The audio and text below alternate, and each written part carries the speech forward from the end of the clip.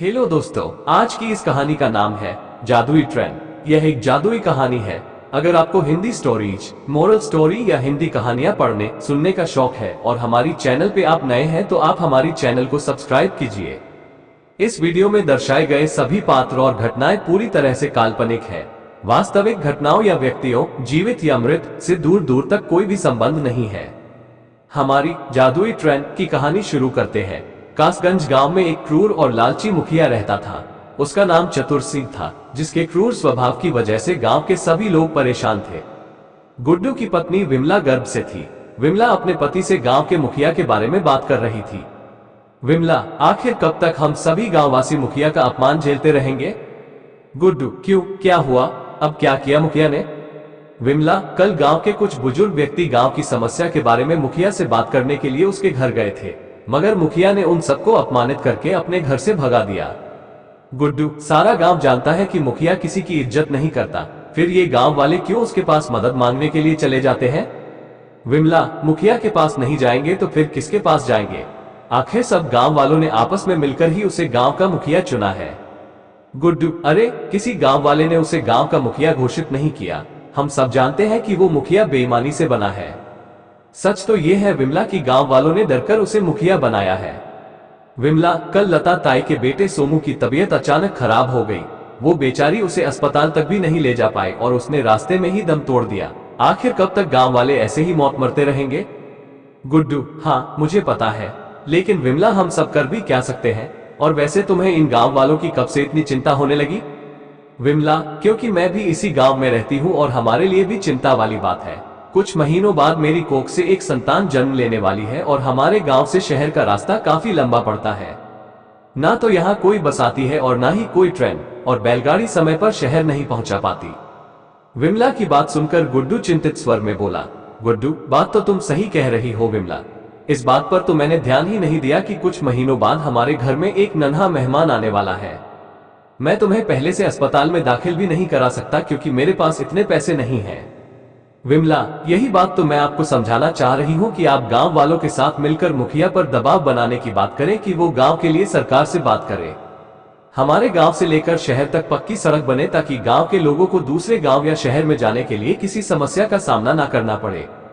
गुड्डू, तुम सही कहती हो विमला। मैं कल ही होशियार सिंह और बेलुआ से बात करता हूँ। इस गांव में सिर्फ वो दोनों ही है जिनसे मुखिया थोड़ा डरता है।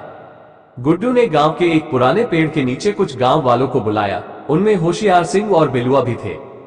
होशियार सिंह, क्या बात है गुड्डू? आखिर तूने हम सबको यहाँ पर क्यों बुलाया है? सब कुछ ठीक तो है ना? गुड्डू, होशियार सिंह, आखिर कब तक हम मुखिया के भरोसे बैठे रहेंगे? अगर मुखिया इस गांव के लिए कुछ नहीं करता तो हम सबका भी कर्तव्य है कि हम अपने तरीके से अपने गांव के विकास के बारे में सोचें।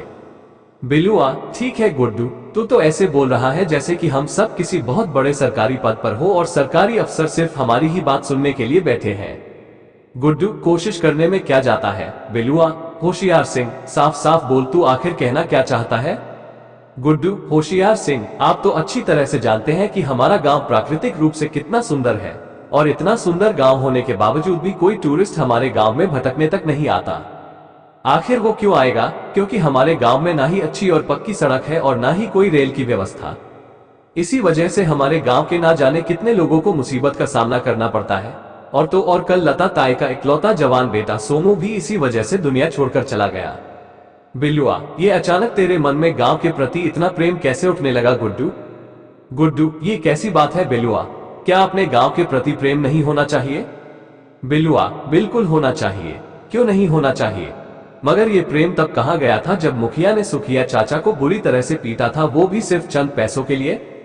गुड्डू, तू एक नंबर का मतलबी व्यक्ति है। हम सब जानते हैं कि तेरी पत्नी गर्भ से है और इसी वजह से तेरे मन में गांव के प्रति चिंता उमड़ रही है। तू चाहता है कि हम तेरे लिए गांव के मुखिया से झगड़ा मोल ले लें। गुड्डू, अब तुम मेरी बात का गलत मतलब ले रहे हो। बिलुआ, मैंने तुम्हें और होशियार सिंह को सिर्फ इसी वजह से यहाँ पर बुलाया था कि मुखिया सिर्फ तुम दोनों से ही थोड़ा डरता है, क्योंकि मुखिया के बाद तुम दोनों ही इस गांव में दबंग प्रवृत्ति के हो। होशियार सिंह, अरे अगर दबंग प्रवृत्ति के हैं तो तू क्या चाहता है कि हम मुखिया से दुश्मनी मोल लेकर अपने बीवी और बच्चों को मुसीबत में डलवा दें? बिलुआ, सही बोला। मुखिया नहीं चाहता कि यहाँ पर कोई सड़क बने या यहाँ पर कोई रेल की पटरी बने। क्योंकि अगर ऐसा होगा तो इससे बाहर के लोगों का गांव में आना जाना होगा और मुखिया अपनी मनमानी नहीं कर पाएगा। कुछ देर बाद बिलुआ और होशियार सिंह और सारे वहां से चले जाते हैं। गुड्डू ने गांव के हर घर का दरवाजा खटखटाया, मगर किसी ने भी उसकी मदद नहीं की। थक हार कर गुड्डू रमेश की चाय की दुकान पर बैठ गया। गुड्डू, एक कप चाय पिला दो। रमेश, रमेश, काफी परेशान दिख रहे हो गुड्डू भैया, सब कुछ ठीक तो है? गुड्डू, अब क्या बताऊं तुम्हें, मैं गांव वालों को सही रास्ता दिखाने की कोशिश कर रहा हूं, मगर गांव वाले तो जैसे आंखें बंद करके बैठे हुए हैं, कोई मेरी बात सुनना ही नहीं चाहता। रमेश, मैं जानता हूं तुम उन सबसे इस गांव की सड़क के बारे में बात कर रहे थे, कोई फायदा नहीं गुड्डू भैया, इन सबको आदत है ऐसे ही जीने की। गुड्डू, शायद तुम सही कह रहे हो, इन सबको गुलामी में ही जीने की और अपने ऊपर जुल्म सहने की आदत पड़ गई है। कुछ महीने ऐसे ही बीत गए। एक रात अचानक विमला के पेट में दर्द होने लगा। गुड्डू ने तुरंत अपनी बैलगाड़ी शहर की तरफ दौड़ा दी। विमला दर्द से तड़प रही थी। अचानक बैलगाड़ी का पहिया एक पत्थर के ऊपर चढ़ गया। बैलगाड़ी का संतुलन बिगड़ जाने की वजह से विमला झाड़ियों में गिर गई। गुड्डू, कहीं तुम्हें चोट तो नहीं लगी? विमला, मुझे बहुत दर्द हो रहा है। गुड्डू, अंधेरे की वजह से मुझे जमीन पर पड़ा हुआ पत्थर नहीं दिखा दिया, बैलगाड़ी का पहिया भी टूट गया है। विमला, क्या बैलगाड़ी का पहिया भी टूट गया? अब हम शहर कैसे पहुंचेंगे? मुझे नहीं लगता कि तुम मुझे अस्पताल में भर्ती करवा पाओगे। गुड्डू, हिम्मत मत हारो विमला, कोई ना कोई समाधान निकल आएगा। तभी विमला दर्द से कराहने लगी। अचानक गुड्डू के कानों में ट्रेन की हॉर्न की आवाज टकराई। गुड्डू, ये तो ट्रेन के हॉर्न की आवाज है, मगर यहाँ आसपास तो कोई भी रेल की पटरी तक मौजूद नहीं है, फिर ये आवाज कहाँ से आ रही है? विमला, ये तो रेलगाड़ी की आवाज है, क्या हमारे गांव में इसकी सुविधा हो गई है जी? गुड्डू, नहीं विमला, अपने गांव में तो रेल की पटरियां तक नहीं बिछी। विमला, लेकिन ये आवाज तो बिल्कुल नजदीक से आ रही है, ऐसा लगता है जैसे कि रेलगाड़ी कुछ ही कदम पर खड़ी हुई हो, आप मुझे वहां पर ले चलें। गुड्डू, पागल हो क्या, जब यहाँ पर रेल की पटरियां ही मौजूद नहीं तो भला रेल कहां से आ सकती है? तभी ट्रेन की हॉर्न की आवाजें और तेज हो गई और विमला दर्द से तड़पने लगी। गुड्डू को कुछ भी समझ नहीं आ रहा था कि आखिर वो क्या करे।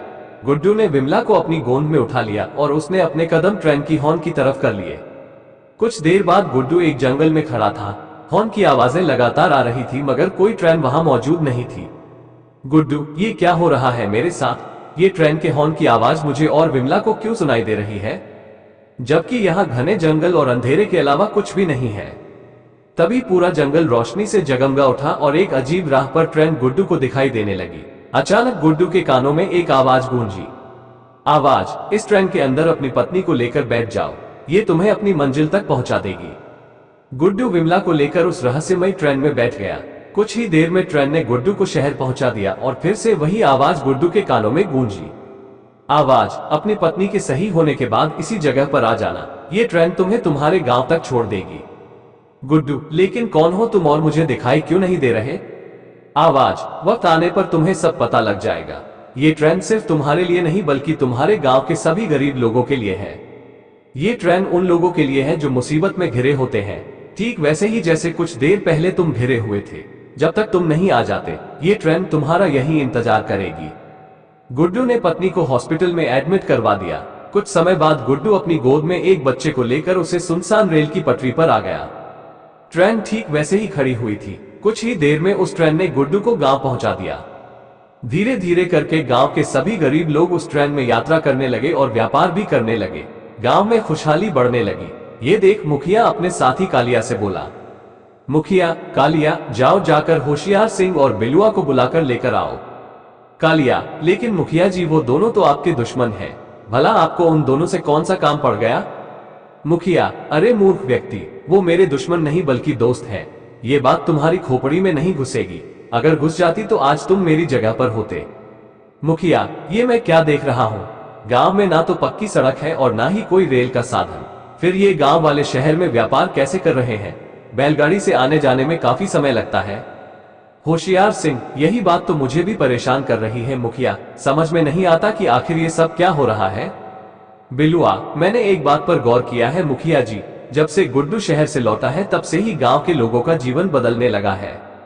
हो ना हो, गुड्डू जरूर इस बारे में जरूर कुछ जानता होगा। मुखिया, अगर ऐसा ही रहा तो हम तीनों का सपना अधूरा रह जाएगा। मैंने आज तक कभी भी इस गांव में पक्की सड़क नहीं बनने दी, और जब भी कोई रेलवे मंत्रालय से यहाँ पर कोई ऑर्डर लेकर आया तो मैंने रिश्वत देकर उस पर कोर्ट से स्टे लगवा दिया। मैं सोचता था कि कुछ सालों बाद ये सारे गांव वाले गांव छोड़कर चले जाएंगे और मैं सारे गांव की जमीन पर कब्जा करके यहाँ पर एक 5 स्टार होटल बनवा लूंगा। लेकिन गांव वाले जिस हिसाब से तरक्की कर रहे हैं तो मुझे तो अब सब कुछ बहुत मुश्किल लग रहा है। होशियार सिंह, ये क्या बोल रहे हैं आप? अगर ऐसा हुआ तो मैं और बिलुआ बर्बाद हो जाएंगे।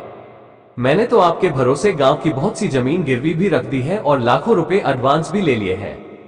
मुखिया, उनके पैसों को तुम दोनों ने अपनी अयाशी में खर्च भी कर दिया है। कभी सोचा है कि अगर गांव में ऐसे ही तरक्की का हाल रहा तो वो तुम्हें पैसे वापस लौटाने होंगे? जिन बिल्डरों से पैसा तुम एडवांस लेकर आए हो, कहां से दोगे उन्हें? बिलुआ, आप चिंता मत करिए। मुखिया जी, मुझे पता है कि मुझे इस बारे में कैसे निपटारा करना है। अगले दिन बिलुआ गांव वालों पर नजर रखने लगा। बिलुआ गांव वालों का पीछा करते हुए उसी जंगल में पहुंच गया जहां पर वो रहस्यमयी ट्रेन आती थी। ट्रेन को आते देखकर बिलुआ हैरत में पड़ गया और अपने आप से बोला, बिलुआ, ये तो बड़ी रहस्यमयी और चमत्कारिक ट्रेन है। इसका मतलब यही ट्रेन इन सब लोगों की मदद कर रही है। मुझे ये बात मुखिया को जाकर तुरंत बतानी होगी। बिलुआ ने तुरंत जाकर मुखिया को सारी घटना बता दी। कहीं तूने भांग तो नहीं पी राखी बिलुआ? तू जानता भी है तू क्या बोल रहा है? बिलुआ, मैं अपनी आंखों से देख के बता रहा हूँ मुखिया जी। एक बार तो मुझे भी विश्वास नहीं हुआ था। अगर आपको यकीन नहीं आता तो आप खुद चलकर मेरे साथ देख लीजिए। ऐसे में ट्रेन उस घने जंगल में अपने आप अचानक आ जाती है और सभी गांव वाले जैसे ही उस ट्रेन में बैठते हैं वो गायब हो जाती है।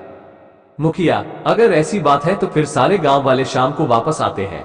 हम अपने आदमियों के साथ उनका पहले से ही वहां इंतजार करेंगे।